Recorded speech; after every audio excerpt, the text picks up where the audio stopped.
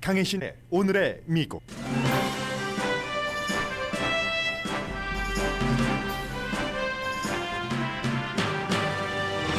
북한이 4년 4개월 만에 자신들의 선언을 뒤집고 더 강해진 대륙간 탄도미사일을 발사했습니다.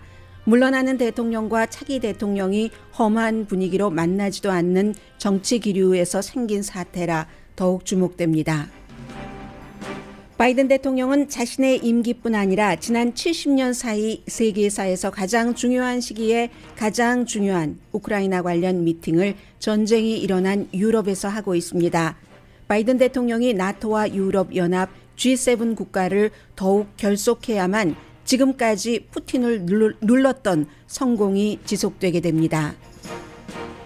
미국은 러시아의 우크라이나 침공을 공식적으로 전쟁 범죄로 규정했고 정치인을 포함해 600명의 러시안 엘리트에게 대해 제재한다고 밝혔습니다. 우크라이나는 여전히 러시아 침공에 버티고 있고 러시아는 보여주기식으로 한 달 만에 주식시장을 부분적으로 오픈했습니다. 지난주 실업수당 청구와 기존 실업수당 청구 숫자가 수십 년 사이 최저였습니다. 연방대법원 인준청문회에서 공화당 여러 중진 의원들이 어린이 학대 등 이슈에서 지명자를 사실과 다르게 몰아붙이면서 지난 몇 년 동안 미국을 위태롭게 한 가짜 주장을 했습니다. 그들은 비슷한 케이스에서 대법관 지명자와 비슷한 판결을 한 트럼프의 연방판사 지명자에게는 찬성표를 던졌던 공화당 정치인들입니다.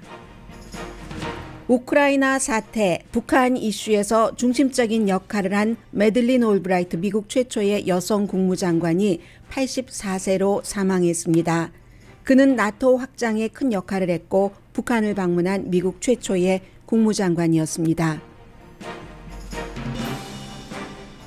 여러분 안녕하십니까? 오늘의 미국 강혜신입니다. 북한이 1월 달 들어서 그리고 2월 달에 잠시 베이징 올림픽 기간 동안에만 쉬었고 끊임없이 미사일을 발사하다 결국은 어제 굉장히 큰 로스앤젤레스 시간으로 밤 10시 24분경이었습니다. 미사일을 발사했습니다. 굉장히 중요한 내용이지만 이 중요한 것보다 더 극박한 일이 세계사에서 지금 흘러가고 있기 때문에 더 극박한 내용부터 전해드리겠습니다. 우리가 오늘 아침, 오늘은 살지만 내일은 내가 살아있을지 알 수 없다고 상상을 하는 심정은 어떤 분위기일까요? 지금 우크라이나 사람들이 오늘은 내가 살아있지만 내일 내가 살아있을지 숨져 있을지 나는 모른다. 이 같은 마음을 30일 동안 갖고 살았습니다. 오늘이 러시아 블라디미르 푸틴이 우크라이나를 침공하고 30일이 되는 날입니다. 지금까지 미국과 유럽에서 보였던 그런 여러 가지, 지금 일본 총리가 프랑스 대통령과 악수하는 모습이 보이고 바이든 대통령도 그 자리에 같이 있습니다. 지금까지 G7이나 유럽연합이나 나토가 푸틴이 생각했던 것과는 다른 방향으로 갔기 때문에 한 달이나 온 겁니다. 푸틴의 오판이었죠. 오판이 여러 가지가 있지만 제일 중요한 것은 우크라이나 국민들의 저항, 국가의 저항, 그리고 젤렌스키 우크라이나 대통령이 도망칠 것이라고 생각했는데 미국도 그렇게 생각했던 것 같아요. 그런데 도망치지 않았던 것. 그리고 더 중요한 것은 적이나 아군이나 동맹이나 똑같이 깜짝 놀라고 있는 것이 바로 바이든 대통령이 여러 가지를 주선을 해서 미국과 유럽이 굉장히 손해를 보면서도 러시아에 대해서 경제 제재를 하고 있는 겁니다. 그래서 푸틴은 며칠 만에 끝날 것으로 생각했었던 우크라이나 침공을 30일이나 질질 끌고 왔어야지만 됐습니다. 그런데 지금부터가 중요합니다. 지금부터 오늘 바이든 대통령이 오늘과 내일 수십 개국 정상들을 만나면서 지금까지 지난 30일 동안 해왔었던 이런 일을 계속하도록 결속하는 그 다짐을 받아두지 않으면 민주주의는 무너질 수 있습니다. 지금 그렇잖아도 민주주의 국가 인구 비로 하면은 점점 줄어들고 있고 독재가 러시아와 이 중국을 중심으로 해서 무척 많이 늘어나고 있습니다. 이 세계의 기류가 바뀐다는 거죠. 독재자, 사람들을 마음에 안 들면 가둘 수도 있고 말도 함부로 표현할 수 없고 한국에서는 예전에 많이 겪었었잖아요. 미니스커트도 못 입고. 저도 그랬거든요. 학교 다닐 때 항상 그 학교 앞에서 이렇게 뭐 검사하고 헤어 길이를 검사하고 뭐 이런 그 많은 그 같은 것들이 독재라는 것이 그런 것 아니겠어요? 본인의 정치적인 야심을 위해서 뭔가 국민을 불합리한 방식으로 다루는 이런 세계가 더 강해진다면 어떻겠습니까? 그쪽으로 가지 않으려면 우크라이나 전쟁에서 러시아를 우크라이나와 미국과 유럽이 이겨야지 되는 겁니다. 그런데 지금 국내에서는 서서히 바이든이 약하니까 러시아가 우크라이나를 침공했지 이런 얘기가 나오고 바이든은 어느 때보다도 강하고 있습니다. 지금 외교 문제에 있어서는. 그리고 미국 국내에서 이렇게 정치인들이 잘하고 있어요. 현재까지 그 부분에 있어서는 그런 그 대통령을 흔들면은 해외에서도 힘을 발휘하기가 힘듭니다. 아주 급한 문제입니다. 나토가 예를 들어서 대전차 미사일 같은 거 달라고 하는데 젤렌스키 대통령은 우리 방어용도 좋은데 뭐 공격을 하고 조금 더 직접적인 그런 여러 가지를 무기를 달라고 하는데 무기를 주지 않는 거 이것을 앞으로도 계속 주지 않을 것인지 어디까지 이런 것이 갈지 그 조율 문제 같은 것도 이번에 해야지 되고요. 마리우폴이라는 도시는 40만 명이 있는 도시가 지금 다 죽어가고 있습니다. 그리고 어린이를 포함해 많은 우크라이나 마리우폴에 살고 있었던 주민들이 러시아로 강제로 끌려가고 있습니다. 공포심을 조장하는 그런 푸틴의 정치입니다. 우크라이나는 더 많은 도움이 필요하고 그런데 이 모든 것에서 세계의 조직 G7, 유럽연합, 나토 지금까지보다 더 강한 이런 결속을 다지지 않으면 푸틴이 웃고 시진핑이 웃게 됩니다. 오늘은 이제 브뤼셀에서 여러 가지 뭐 지도자들을 좀 교차해서 만나죠. 그리고 내일은 이제 본격적으로 G7 나토 정상회담을 하는데 오늘은 이제 유럽 연합에 포커스를 맞출 텐데 이 부분은 그 미국의 액체 천연가스를 에너지를 어떻게 유럽 쪽으로 많이 보내주는가. 몇 년에 걸쳐서가 아니라 몇 달 안에 이게 지금 바이든 대통령의 숙제입니다. 왜냐하면 유럽이 그동안 무슨 이런 에너지의 종류, 이런 에너지의 종류에서 뭐 거의 50%에서 또 다른 종류는 30%를 러시아에 의존하고 있었기 때문에 이것을 러시아에서 수입하지 않고 할 때 유럽이 결국은 뭐 비싸게 어디서 사와야지 되고 못 구하고 하니까 경기 불황이 올 수 있습니다. 그렇기 때문에 유럽연합에서는 새로운 유럽연합 차원의 경제 제재는 하지 않습니다. 미국과 뭐 영국 이런 나라는 하지만 유럽연합 자체는 그렇습니다. 그래서 미국이 이 액체 천연가스를 앞으로 2년 동안 이렇게 많이 보급을 해주겠다. 그렇지 않아도 미국은 요즘에 에너지 수출 뭐 넘버1 국가인데 그것도 다 예정이 돼 있는 거잖아요. 그냥 우리가 아이스크림 하나 길 가다가 사 먹는 것이 아니라 이것을 생산량을 더 늘린다 하더라도 어떻게 그 배분 보급을 해야지 되는가 이 같은 그 청사진을 바이든 대통령이 갖고 갔을 겁니다. 그러니까 어렵지만 조금 더 참고 러시아에 대해서 우리가 강경하게 나가야지 된다 하는 게 되고요. 오늘 로스앤젤레스 시간으로 낮 12시에 바이든 대통령이 기자회견을 합니다. 나토는 이제 군사력을 증강하는 것, 동유럽 쪽으로 더 많은 군대를 파견하고 여기에 대해서는 아마 그 미군도 무슨 발틱 해안 같은 데서 영구히 주둔한다던가 이러한 문제도 의논될 가능성이 굉장히 높습니다. 뭐 불가리아나 헝가리아래요. 어제부터 헝가리나 루마니아나 슬로바키아 이런 데 더 많은 군을 배치하고 그리고 G7 국가가 새로운 제재를 발표를 하게 되겠죠. 미국도 새로운 제재를 이미 부분적으로 발표를 했습니다. G7 국가가 화학이나 핵무기를 쓰지 말라고 러시아에 계속 경고를 하면서 어떤 형태로 경제 제재를 하느냐. 이게 이제 중요해서 이 세 가지를 바이든 대통령이 다 해가지고 와야지만 되는 거고 미국은 공식적으로 그 러시아 전쟁을 범죄로 규정을 했습니다. 바이든 대통령이 개인적으로 얘기를 했고 그 이후에 국무장관도 나도 개인적으로는 바이든 대통령의 그 푸틴이 전쟁 범죄자라는 말에 동의한다 했고 미국에서는 법적으로 그 여러 가지를 해서 국무부가 어제 공식적으로 발표를 했습니다. 이 전쟁 범죄로 범죄 국가나 개인이나 규정을 한다는 것은 굉장히 어렵죠. 국제재판소까지 가서 뭘 하려면 뭐 한 몇 년 이상이 걸리고, 그럼에도 불구하고 세계에 보여주는 거죠. 우크라이나 국민들에게도 보여주는 것이고 증명하기도 힘듭니다. 이 전쟁 범죄라고 하는 것은 의도를 해서 특정 지역에서 민간인이라든가 민간 시설, 특히 뭐 학교라든가 예술 시설, 병원 같은 것을 의도적으로 공격을 해서 피해를 낳게 하는 것, 이런 것들이 이제 뭐 고문을 한다던가 이런 것은 이제 나중에 전투사에 포함이 되는 거고요. 그런 것들이 민간인을 중심으로 해서 아주 중요한데, 장소의 플레이스의 경우는 증명하기가 쉽죠. 이번에 뭐 비디오도 많고 우크라이나 현장이 있으니까. 그러나 그 의도에 대해서는 과연 마리우폴의 극장을, 마리우폴의 미술학교를, 마리우폴의 산부인과 어린이 병원을 의도적으로 공격을 했는가 하는 것을 증명하기가 굉장히 힘듭니다. 그러나 비의도적으로 오폭이라고만 보기도 더 힘들죠. 왜냐하면 한두 군데가 아니라 수십 군데의 병원과 수십 군데의 문화 유적지를 파괴를 했으니까.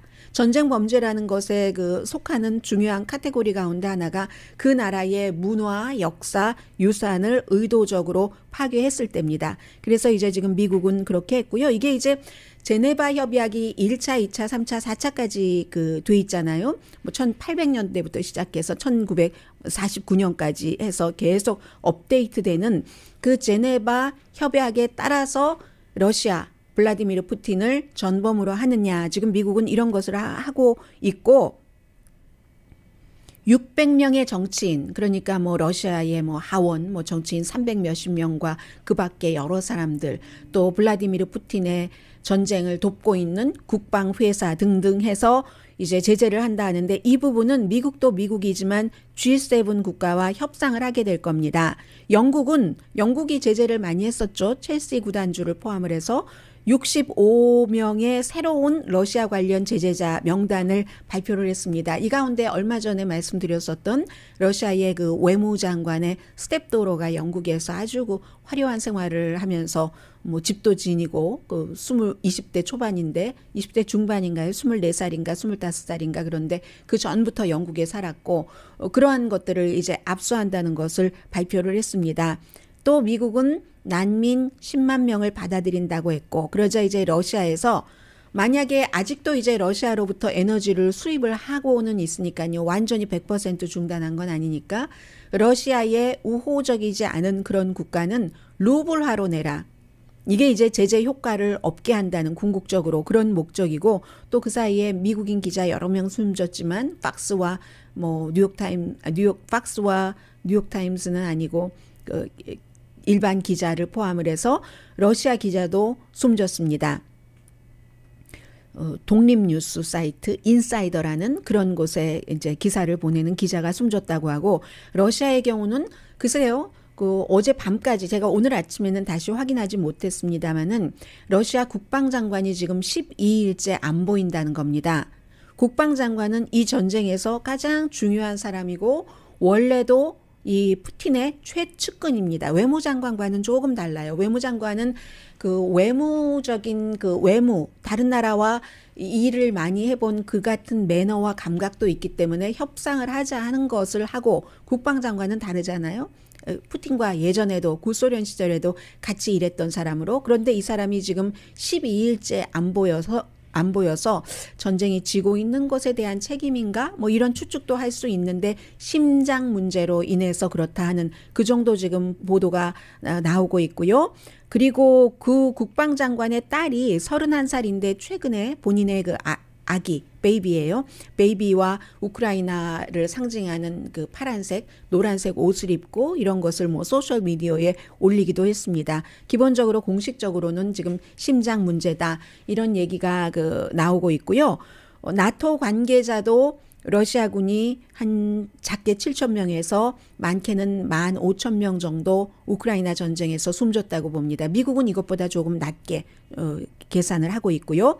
우크라이나가 러시아군을 여전히 수도 키브에서 몰려내고 있고 지금 수도 그 키브의 바깥에 55km까지 그 러시아군이 거기까지는 밀어냈답니다.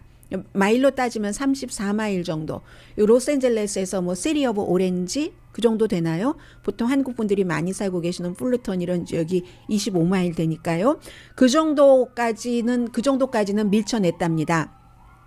미국은 지난번에 그 약속을 한 8억 달러 중에 일부를 지금 그 우크라이나에 이미 전달을 했고 그리고 오데사 부근에서 러시아 활동이 굉장히 증가되는 게 포착이 됐는데 우리가 지금 소설책을 읽는 게 아니라 현실인 겁니다. 막 러시아군들이 이쪽으로 많이 오니까 오데사 그 옆에가 바로 그 주가 M자로 시작되는 주인데 잊었어요.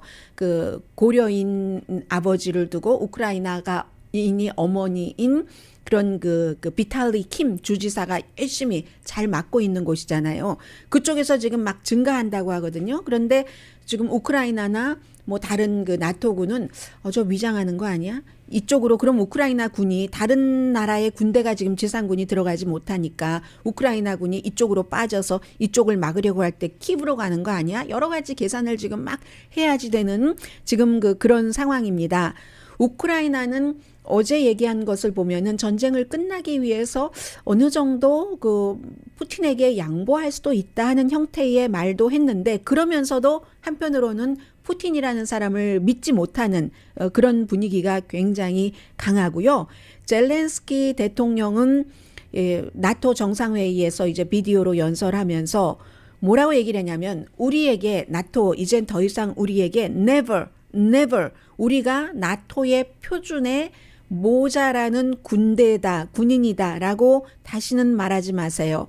우리는 우크라이나 군대의 표준이 어떤지를 여러분들께 우리의 능력을 군사력을 다 보여드렸습니다. 이렇게 말을 했거든요. 그러면 이것도 나토 가입은 안 하고 뭐 이렇게 있으면서 이것하고도 여러 가능성은 다 열어두는데 그렇다고 끝내 뭐 어떤 서방 세계의 기구에 속하지 않겠다. 뭐 이렇게 얘기하는 것도 아니에요. 가만히 들어보면은 그렇습니다. 그러면서 여전히 비행금지 구역을 설정해 주지 않는 것을 비난을 했고 이것은 3차 대전의 시작이니까 바이든 대통령 절대로 해줄 수 없다고 하고 공격용 제트기나 탱크를 지원 안 하는 것도 불만을 호소를 했습니다. 요청을 했습니다. 공격용 무기를 지원을 하면 그것조차 러시아가 전쟁 선포다라고 볼 수 있기 때문에 그러면 젤렌스키 대통령은 아니 러시아는 쓸 수 있는 무기를 다 쓰고 화학무기 심지어 뭐 핵무기도 쓸 수 있다 이런 얘기를 하는데 우리는 그럼 시간이 지나가면 지나갈수록 대량 살상을 맞이하란 말인가라고 정말로 그 러시아의 대통령으로서는 답답할 수밖에 없는 그런 말을 하고 있습니다. 우크라이나라는 국가가 그럼 다 파괴될 때까지 보고 있을 것인가 라면서 특별한 무기를 딱딱 지적을 해서 요구를 하더군요. 그 이제 비디오에서 보니까 무슨 뭐 탱크, 무슨 전투기, 무슨 다중 로켓 시스템, 방어 시스템 그러면서 러시아에는 여전히 경고를 했습니다. 우리는 절대로 러시아에 항복하지 않는다. 너희들이 나가라. 이게 젤렌스키의 말이었고요. 또 세계인들에게 다시 한번 그 부탁을 했습니다. 여러분 우크라이나를 지지하시면 우크라이나가 여러분들을 위해서 우크라이나의 물론 그 존속을 위해서 싸우는 것이기도 하지만 여러분들을 위해서 싸우고 있는 것이기도 합니다. 여러분들의 민주주의와 자유를 누릴 수 있는 그 권한에 대해서 우리 그 우크라이나가 러시아와 싸우는 것입니다. 그러니까 여러분들께서 어디에 살고 계시든지 지금 러시아를 비난하면서 러시아의 우크라이나 침공에 대해서 모든 것을 다해서 방어하고 있는 맞서서 싸우고 있는 우크라이나를 위해서 시위를 해 주십시오. 이게 볼로디미르 젤렌스키 우크라이나 대통령이 나토에 호소를 한 내용이었습니다.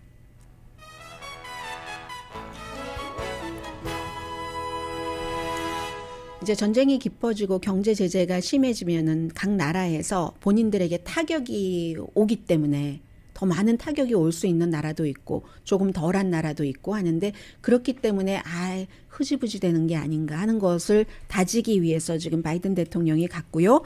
잠시 뒤에는 뭐 올 들어서 뭐 11번이다, 12번째다 이런 그 북한의 미사일 발사잖아요. 그런데 어제의 발사가 가장 급하고 또 문재인 대통령도 지금까지는 북한이 미사일을 발사한다던가 할 때 처음에는 미사일이라고 얘기도 잘 하지 않았습니다. 왜냐하면 본인이 그 추구하고 있는 북한과의 정책이 있었기 때문에 어제는 대응도 하고요.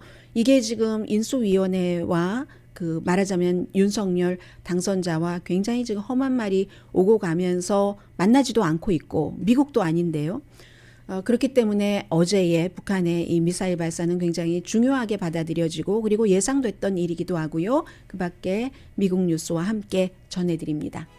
라디오 서울 방송 오늘의 미국 듣고 계십니다. 지금 청취자분들께서 날마다 불안하시다고 하면서 3차 대전이 일어나는 것 아니냐고 뭘 준비해야지 되느냐 이렇게 말씀을 하셔서 제가 글로 시점이 되면 말씀드리겠습니다라고 답은 해드렸는데 아직은 아니고요 했는데 지금 러시아 그 사이에 광고가 나가는 동안에 뉴스를 봤더니 데일리 스타 뭐 이런 신문들은 굉장히 다른 그 보수적인 매체가 전하기 전에 때로는 자극적인 때로는 새로 나오는 이런 것들을 많이 보도를 하고 있죠. 이건 맞는 얘기겠죠. 왜냐하면 텔레비전을 모니터를 하는 사람들이 있을 테니까.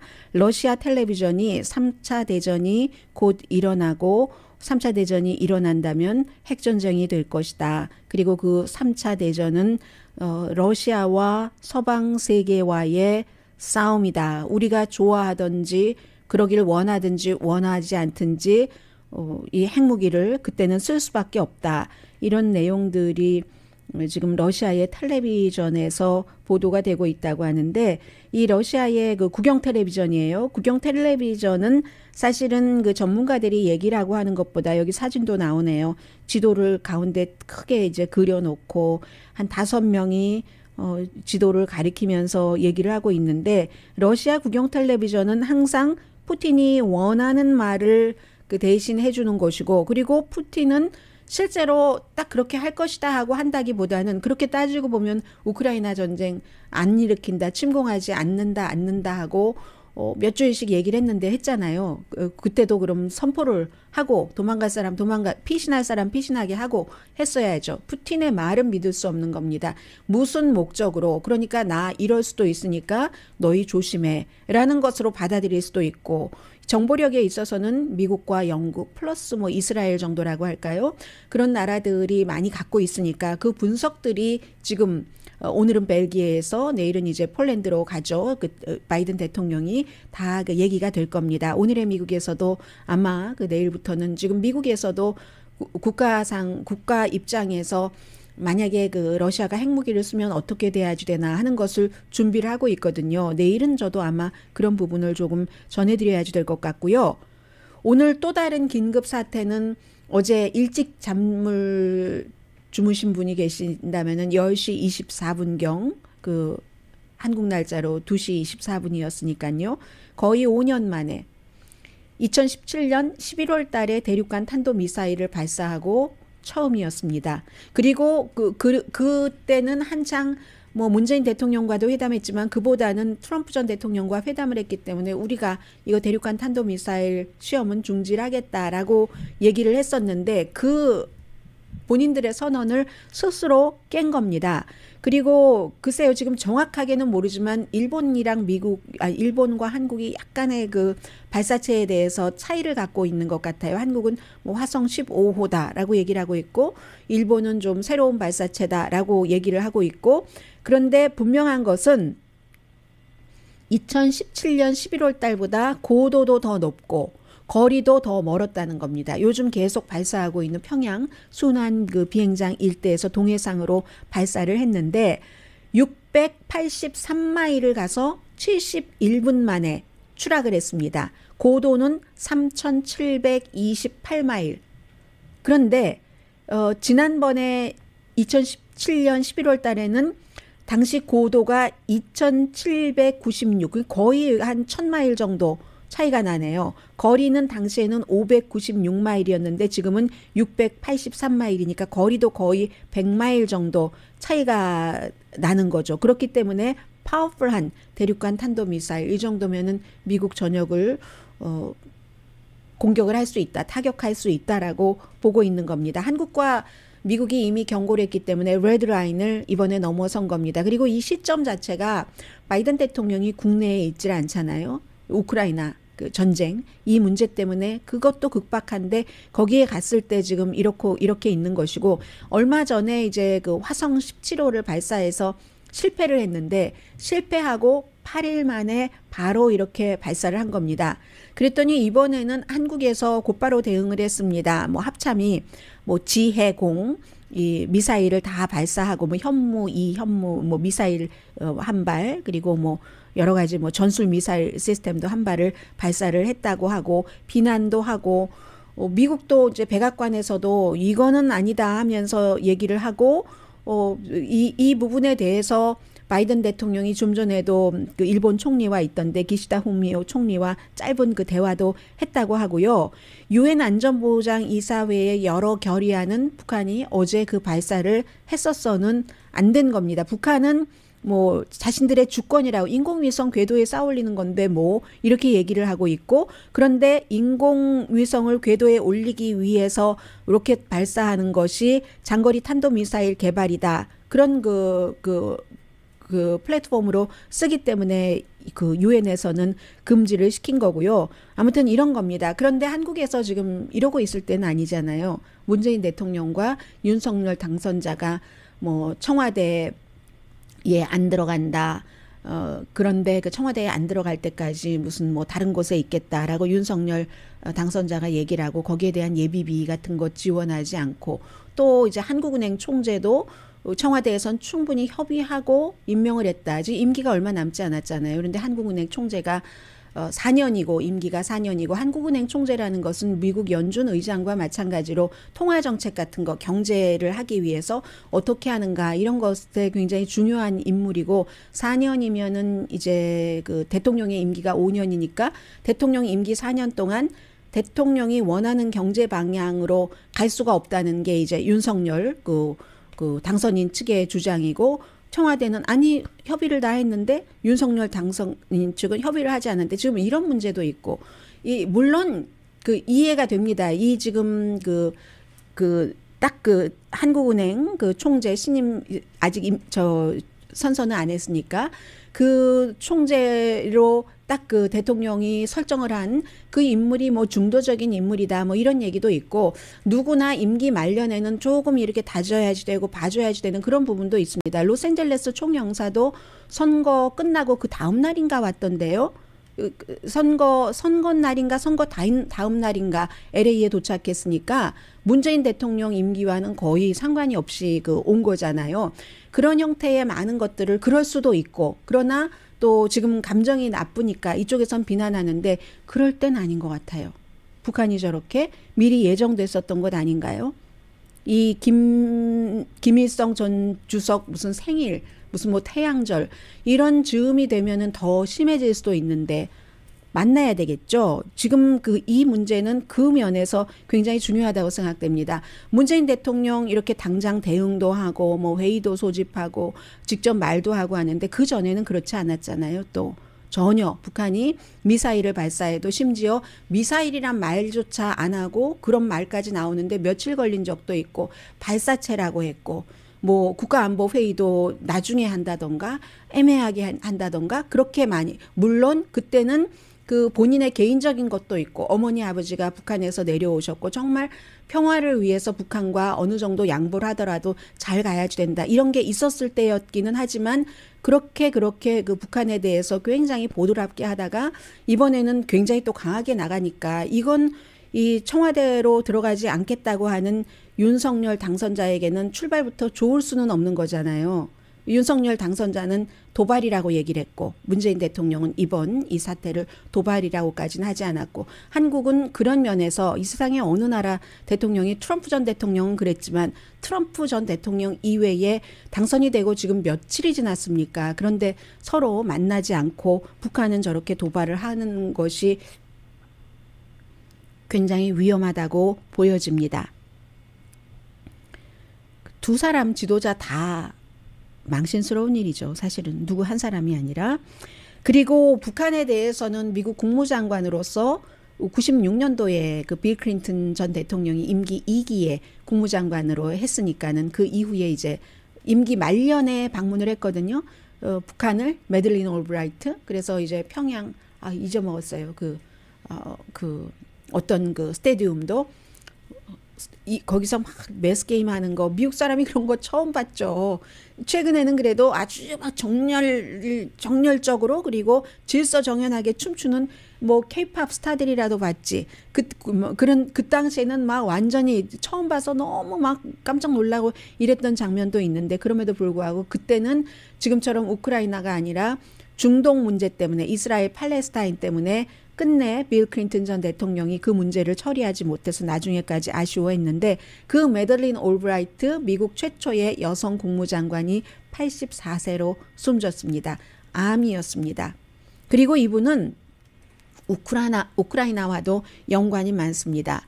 11살 때 그때는 체코슬라바키아였잖아요. 체코슬라바키아에서 태어났는데 아버지가 외교관이셨고 나중에 뭐 어느 헝가리 대상가까지 지내셨어요. 그런데 나치의 공격, 공산주의의 공격 이런 것 때문에 11살 때 미국으로 난민으로 왔습니다. 이 가족이. 그래서 이제 뭐 딸이 셋인가 그런데 뭐 다 공부를 아버지 어머니가 열심히 뒷바라지를 했고 웨슬리 대학교를 나왔습니다.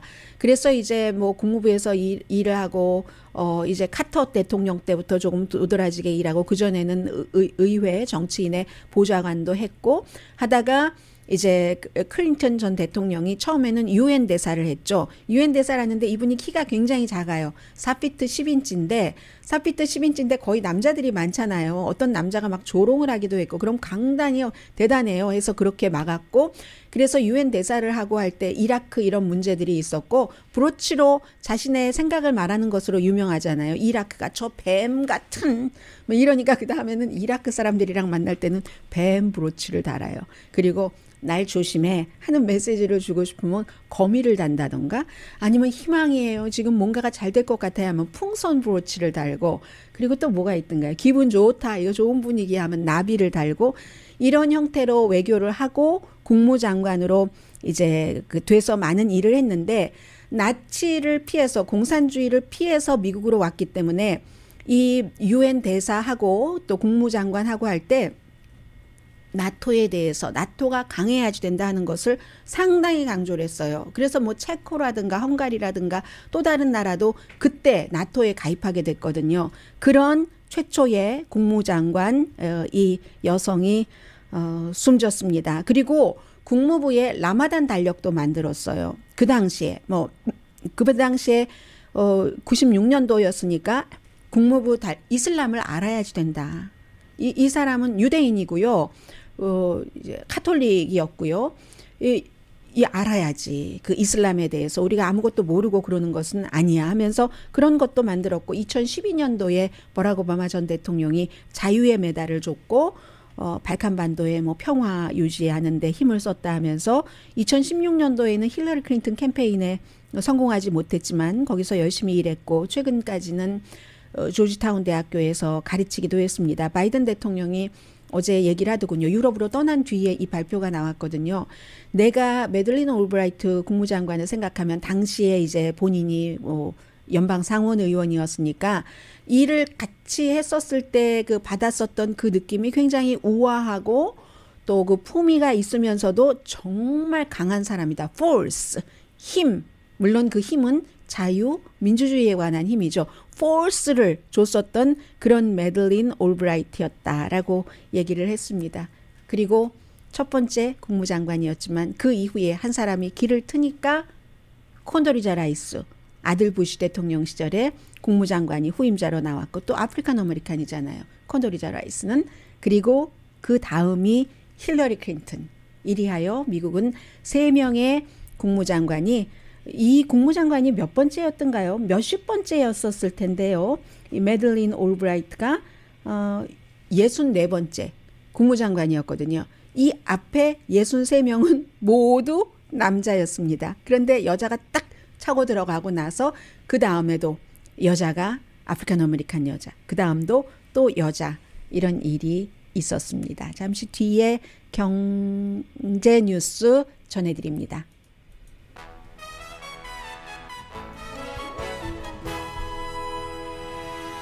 라디오 서울 방송 오늘의 미국 듣고 계십니다. 네, 이번 주 경제는 신규 처음으로 실업수당을 청구한 사람이나 계속 실업수당을 받고 있었던 사람이나 다 숫자가 내려갔습니다. 3월 19일이 끝나는 그때에 한 주일 전보다 2만 8천 명이 줄어들어서 처음으로 실업수당을 청구한 사람이 18만 7천 명, 예상하기는 21만 명이었으니까 예상보다 많이 적죠?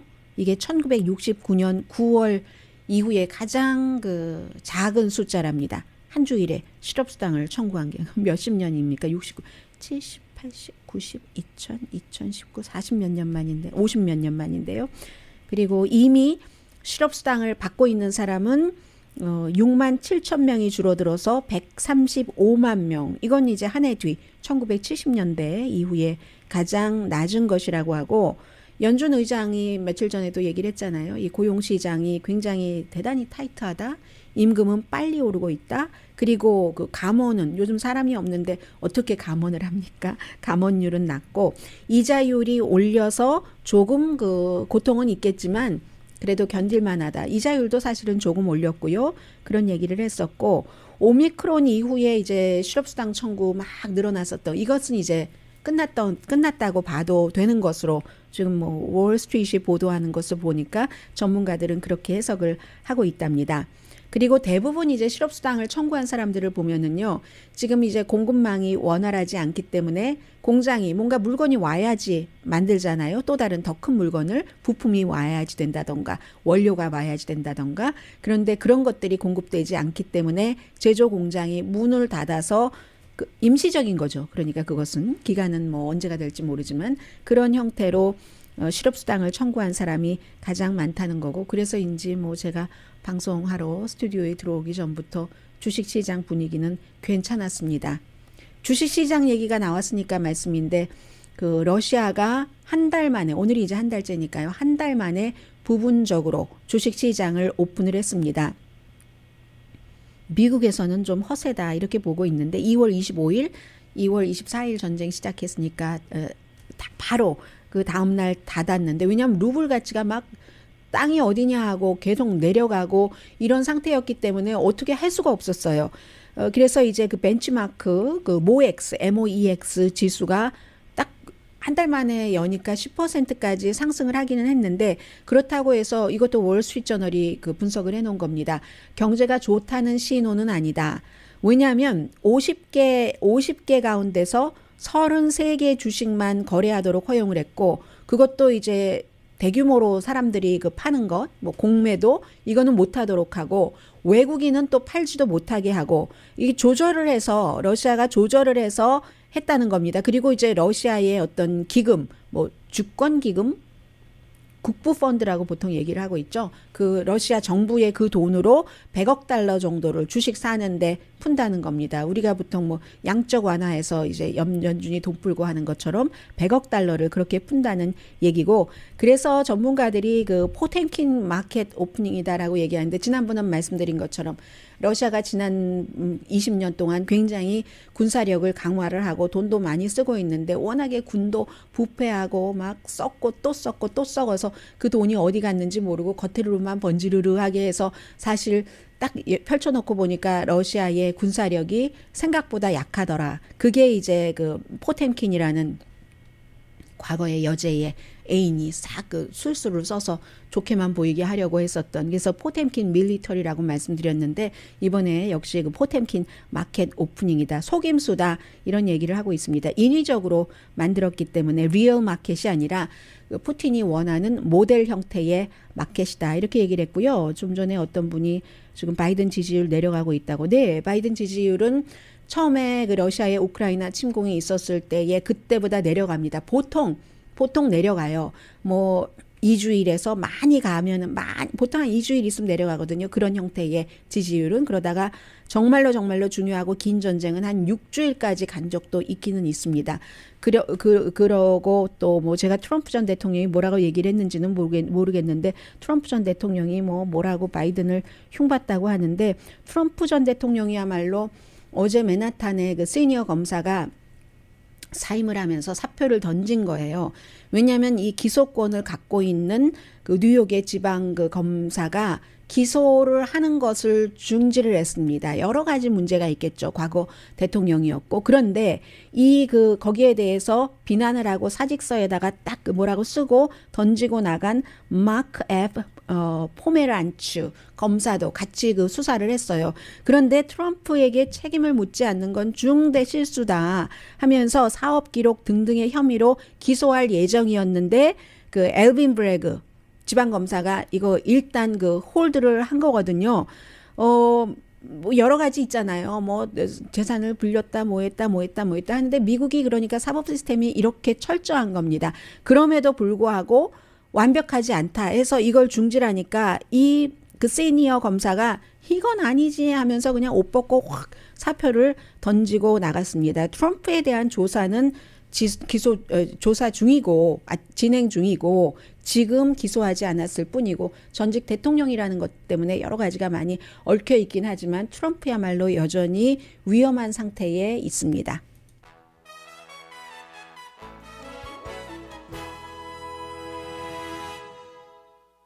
라디오 서울 방송 오늘의 미국 듣고 계십니다. 어제 이제 연방 그 대법관 그 지명 인준 청문회가 끝났는데 여기서 제일 중요하게 한국 분들이 하나 보셔야지 될 것은 하버드 대학교 어퍼머티브 액션을 어떻게 할 것인가 하는 것을 10월 달부터 연방 대법원에서 심의를 하기로 했는데 본인이 인준되더라도 거기서는 빠지겠다라고 얘기를 했습니다. 이 사람이 뭐 당연히 하버드 학부 또 법대 다 출신이었는데 하버드 대학교에서 학교 측에 이렇게 자문을 하는 위원회가 있는데 그 위원회에서 최근까지 활동을 했기 때문에 그렇다는 거고요. 그리고 왜곡된 현실이 어제 그 청문회 그 가운데서도 이 연방 대법관의 어떤 법 철학이라든가 법적인 그 판결에 있어서의 입장이 어떨 것인가 이런 것과는 아무 상관이 없이 계속 그제에 이어서도 어제도 이제 그 공화당의 트럼프 전 대통령을 강하게 지지하는 3인방과 플러스 시니어 린지 그레이엄까지 합쳐서 어린이 그 성범죄자에게 그 이미지와 관련해서 이미지를 제작한 사람은 아닌데 그 관련해서 뭐 형량을 낮게 했다느니 아니면 학교에서 어린 아이들에게 성 정체성에 대해서 뭐 가르치면 안 된다, 가르쳐야 된다, 뭐 이런 거에 대해서 의견을 밝힌 적이 없습니다. 이 지명자가 그런 식으로 굉장히 왜곡을 했고 그 어린이 성범죄자에 대해서 형량을 낮췄다, 뭐 이런 것은 다른 본인들이 트럼프 전 대통령이 연방 판사로 지명을 해서 그 사람들 인준을 해줬을 때 다 해준 그런 그 지명자들은 다 해준 것과 마찬가지의 판결을 내렸는데도 그렇게 얘기하니까 나중에는 린지 그레이엄이 계속 또 이 지명자가 케탄지 브라운 잭슨 지명자가 답변을 하는데도 말을 막고 하니까 나중에는 그 방청객 가운데서 입 닥쳐 하는 뭐 S, U 이런 말까지 그랬던 아주 그냥 수준 낮은 인준 청문회였습니다. 지금 우크라이나가 러시아 함대를 물리쳤다는데 확인이 좀 필요할 것 같아요. 강혜신이었습니다.